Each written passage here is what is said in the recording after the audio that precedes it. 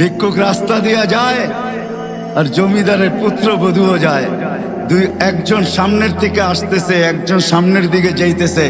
দুইজনের ক্রসিং এর সময় ভিক্ষুকের গায়ের কাদা জমিদারের পুত্রবধূর গায়ে লেগে গেছে। সে দুনিয়া আন্ধার করে ফেলছে, স্বামীকে টাইকা নিয়ে আসছে, বলছে ভিক্ষুক আমার কাপড় নষ্ট করে দিছে। সে শুধু ভিক্ষুক ছিল না, বৃদ্ধ ছিল।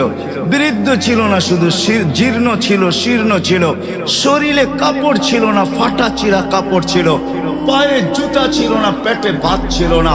জমিদারের পুত্র সইতে পারে নাই, যৌবনী শক্তি সয়তো সয় কি কইরা তার স্ত্রীর গায়ে ভিক্ষুকের কাদা, বস সমগ্র শক্তিকে হাতে একত্র করা বৃদ্ধের গালে বসায় দিছে। বৃদ্ধ কিচ্ছু বলে নাই, শুধু উপরের দিকে তাকায় দুই তিনটা শব্দ উচ্চারণ করছেন।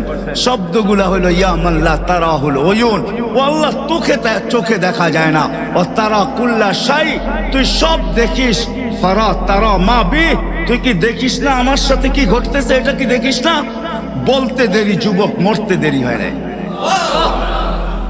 জমিদার চলে আসছে, প্রতিশোধ নিবে। বৃদ্ধের একদিকে মুস্কি হাসি, একদিকে বলতেছে প্রেমের খেলা এমনই হয়। জিজ্ঞাসা করছে কিসের প্রেমের খেলা রে?